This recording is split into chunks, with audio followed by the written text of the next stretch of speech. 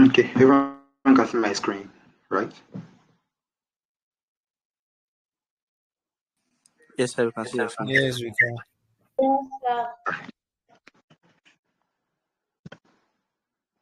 Introduction to CSS, Cascading Style Sheet. CSS or Cascading Style Sheet is a style sheet language used for describing the visual presentation of web pages. It allows developers to control the layout, colors, fonts, and overall look of a website, making it a vital tool for web design.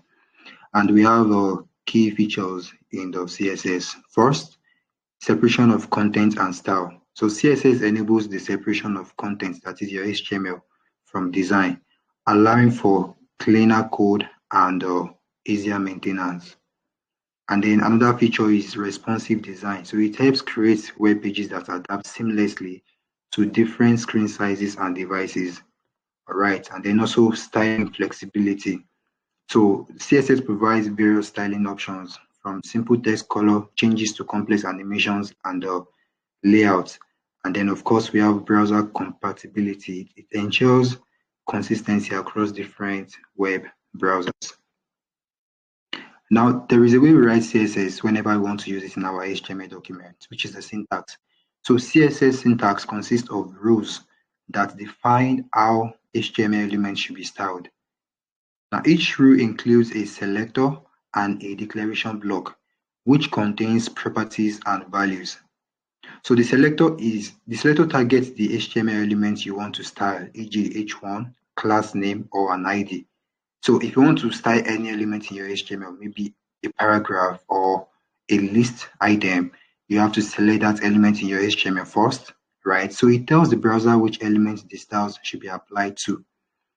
Then what follows next after the selector is the declaration block. Declaration block enclosed in curly braces. So this is what we call curly braces. We all know the symbol. It contains one or more declarations.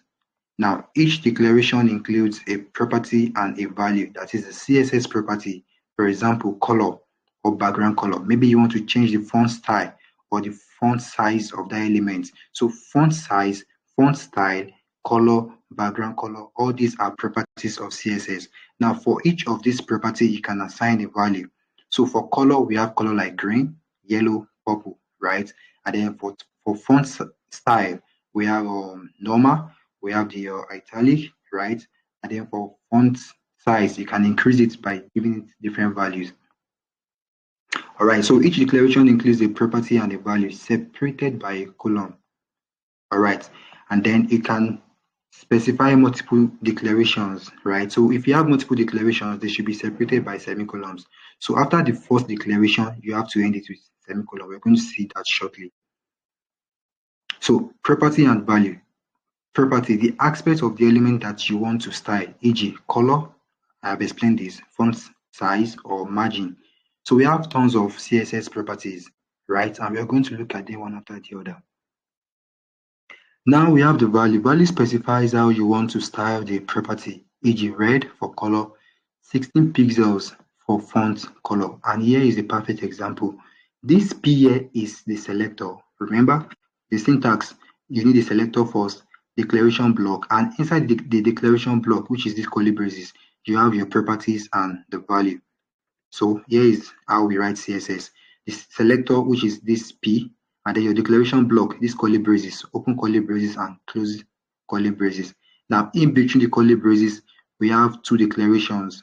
The first declaration consists of a property and a value, that is color and then green. The second declaration has this text align, and then that is property, text align, and then value set to center.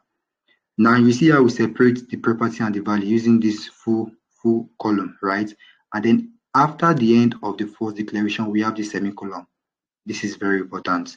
All right.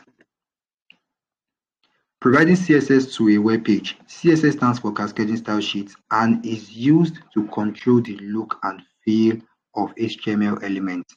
It separates content from presentation, allowing for more flexibility and easier maintenance. So there are three main ways to provide CSS. Number one, we have the inline CSS. Second way is internal CSS and external CSS. So let's look at each of these one after the other. For inline, CSS rules are applied directly to HTML elements using the style attributes.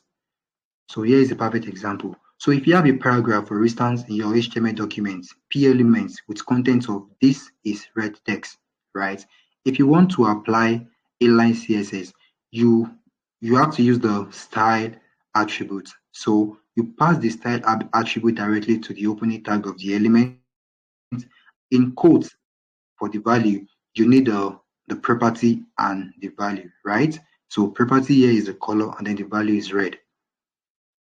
So use inline CSS for quick styling or testing, but avoid using it for entire projects because it does not separate content from styling.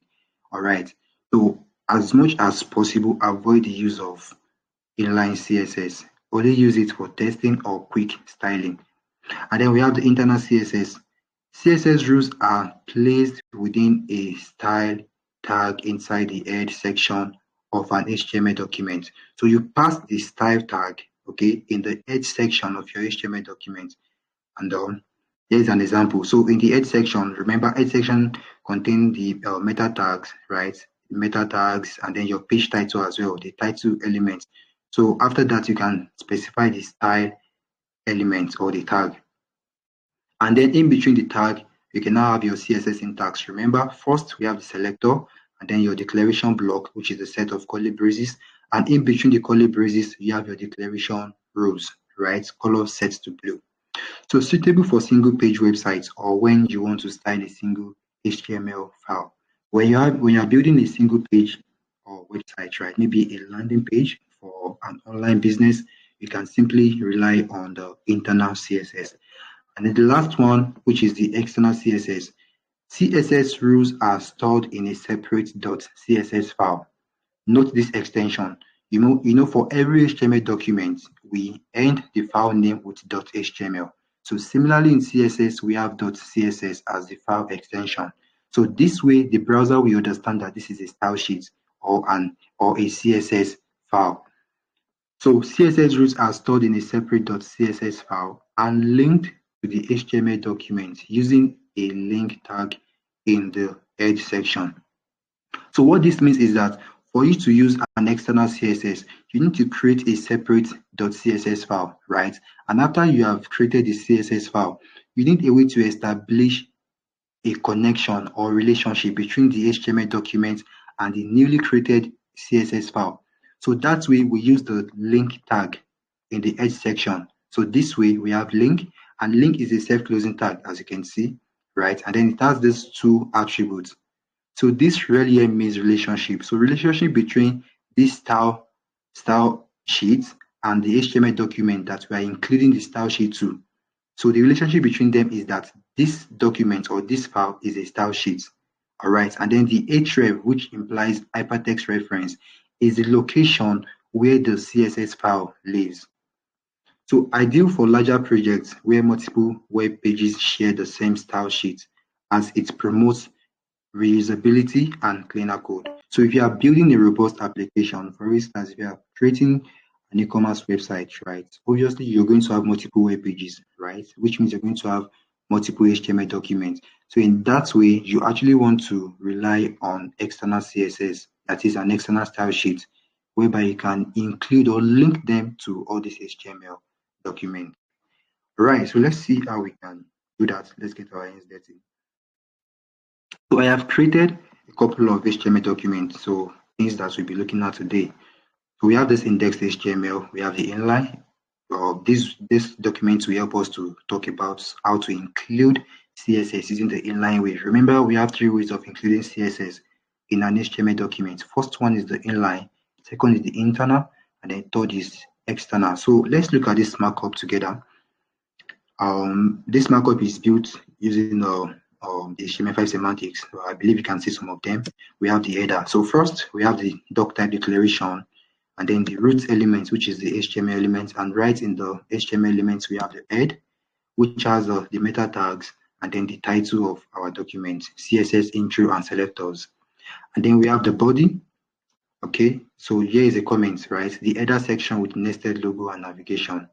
Just a comment to document your work and good readability of your code. So first we have the header, which has the h1 and then the nav tag. In the nav tag, we have another list of links, right? Unordered. This UL stands for unordered, and then we have a list items, which has link for each of its contents. Then we have the main. Remember, we can only have one main in an HTML document. You can have more than one main element. So this is the main content area. And then in the main, we have the post section, right? The post section starts here and then it ends here. So the home section with an introductory article. So inside this section, we have an article, and inside this article, we have this heading and a paragraph. We have another one. You can see this ID. Don't worry, we are going to talk about this ID shortly. And then we have this other section, right, which has this H2 as its heading, and then an article. Okay, inside the article we have header and then a paragraph. And then in the same section we have this aside element, which has this H4 and then on other list items. And then we have another section, okay, and then this H2 article, which has H3, P, and then another list of items. We have another section which has heading 2, and then an article. The article has a paragraph. It has the form element, okay, and then we have label, input, another label. You can see the type, email, text. All right, then we have this text area, and then we have the button whose type is set to submit, right? And then after the main, we have the footer, right? The footer with nested copyright and navigation links. So we have the paragraph, which has the copyright HTML entity, right? And then this navigation link. So I've taken my time to walk us through this document because I actually use the same document for every HTML document here. All right. So probably if you are watching this video or you have access to this document, or just know that it's the same document. So going forward, we're going to add one or two elements as the case may be. All right, so the first one we're going to look at is the inline. Okay, so the inline way of including CSS in our HTML documents. And this way, we have to target the element directly and specify the style attributes. So the first thing I'm going to do is to run this document.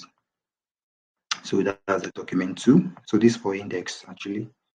I'm just going to edit the URL directly to good. So inline CSS, right? So first, let's start this using the inline CSS, and to do that, this H1 here, inline CSS. Go to the tag of the element, so H1, and then you specify the style attribute. So style is an attribute that you can pass or set on any HTML element. All right, this style, and as its value, we need to provide declaration, right? The CSS tool that we want. I want to change the background color of this element. Okay, background that color. So this is our background color in CSS. So if you miss out the hyphen, right, this is not going to work. So you have to introduce the hyphen or the dash or minus. Okay, then to set the value, you have to introduce the full column first, right? Full column, and then you specify the value. So I want the green color. So I'm going to save. I'm going to save this, and let's see the output. I'm going to refresh. Good. So you see, we have successfully used the inline CSS to change the background color of the heading 1 of our HTML document. So we can actually extend the style or the declaration here. All right. So for instance, if I want to change the color to white, the default color is black. So if I actually want to use white, because obviously white will stand out on green, right? So if I want to change the color to white, it means I can proceed with this declaration. But then I can't just say color just like that. No, I need a way to let the browser know that this is the end of the first declaration, and which is where the semicolon comes in. Please, this is very important. So background color, full column, green. This is one declaration. Now, to introduce another declaration or CSS rules, right? you need a semicolon, and then you can now get another row. So you can say color, full column again, and say white. Save. I'm going to save, head back to the browser, then refresh. So we have white color. So in a case whereby you actually ignore this semicolon, right?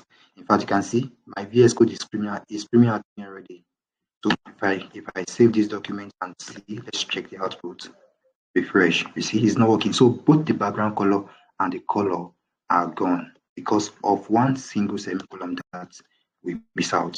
So I'm going to correct that now. Semicolon, and then refresh. We have it back. Again, you can extend the direction if you want. So for instance, if I actually want to push this element to the center, right? If I want to align to the center of its container, there is a CSS property for that. So I need to end this declaration and then say text align. We have text align, which has different value. Like as you can see, we have a center, end, justify, left, right, or start. Okay, so I'm going to go for center and save. And then good, you see. So this is how we use inline CSS in the CSS or HTML and CSS. So if I want to, let's style, I would like to style this paragraph here.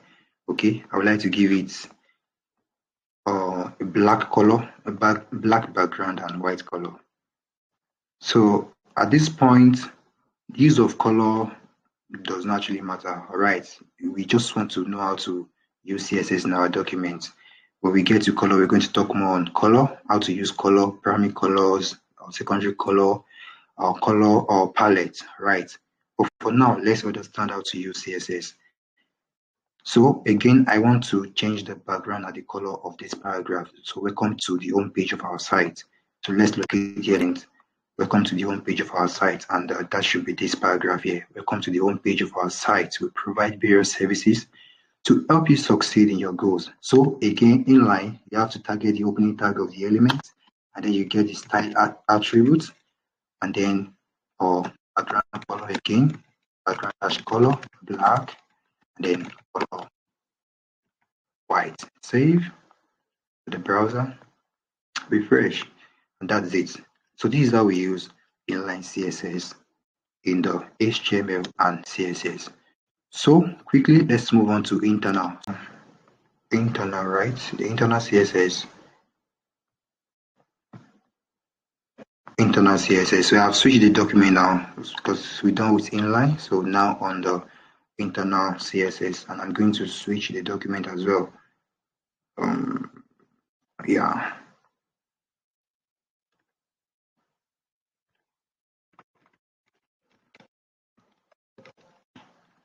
Okay, so internal CSS. Again, the same document, but different ways of styling the document. All right. So internal CSS. So the internal way of including CSS involves the use of the style tag in the edge section of your HTML document. So right after the closing tag of the title element, right, I'm going to strike the enter key and then introduce the style tag or the style element this way, right? I'm going to save. Now first, I need a selector, right? So a selector can actually be the type of an element, say H1 or nav or section or any element at all in your HTML document. So first, I will select a paragraph. I will say P. Okay, P. So this P here is a selector. The next thing is the declaration block. So declaration block in CSS is a set of curly braces. So this is curly braces, right? And you have to open it up. Now in between the curly braces, you have your CSS rules or your CSS declaration, which consists of CSS property and its value. So the first thing I want here is I would like to use background color because I feel it's more obvious whenever we style our document. Everyone can see it. So again, maybe green color, maybe orange. orange and red. So now what this means is that I'm telling this style to select all the paragraph in my HTML document, all the P elements, and then change the background color or set the background color to orange and the text color to red. So let's look at the paragraphs that we have. We have this paragraph here. This welcome to home page is a paragraph, is a P element. This is another one. Our mission is to deliver the highest quality of service, blah, blah. Let's see if there's another paragraph. This is the third one. We provide a wide range of services. All right. That's the third one. We have the fourth one, add questions. And then I guess we have 4. Okay. And then 5, the footer, right? Footer. So let's go ahead and see, refresh. Good. So you see, welcome to home page. Our mission, we provide a wide range, add questions, and then the footer, which has the copyright text. So this is how we use the inline CSS. You create the style element in the head section of your document, and then you start with the selector first, okay? And then your curly braces, that's declaration block. And in the declaration block, you specify the CSS style rules. So let's try another one, H1 this time around, H1. So I would like to align my H1 to the center, H1 to the center, save, then refresh. I think we only have one H1, which is this internal CSS. So it has, we moved it from the left alignment to center alignment. All right. Which other thing? Maybe the H2. Let's type the H2. H2. Let's give this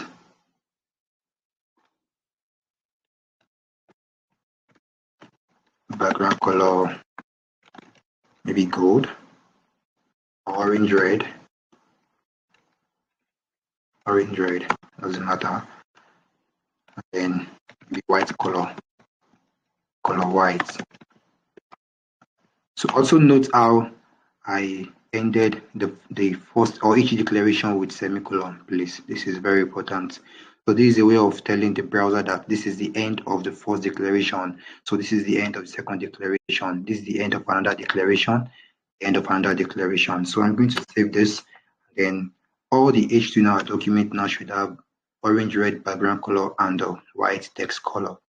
So to the browser, I'm going to refresh and you can see. So welcome to my website has orange and the white text color in the other H2 in the document.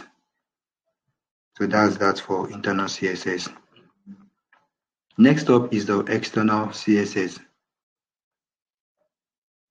External CSS. All right. Quickly, I'm going to switch this document. I mean, I can as well use one document for all these things, but I think for clarity and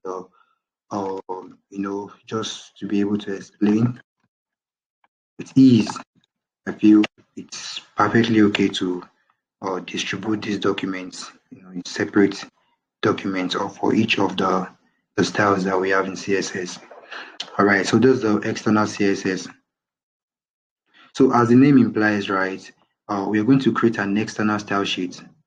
All right, and the style sheet has to end with .css extension. You can give it any name. You can say home.css, style.css, external.css, but the major thing here is that you have to end the extension with .css. So a new document, I would like to give it the same name as the HTML document. So 04-external, but then what differentiates them is the extension .css. And you can see we have the logo, the CSS logo right there. All right, so let's see, what should we do? What should we change? Maybe we should start with the H1, right? The H1 again. H1, the selector, and then your declaration block, that's a set of curly braces. Now the first style I want is the background color, maybe green again, and then color white.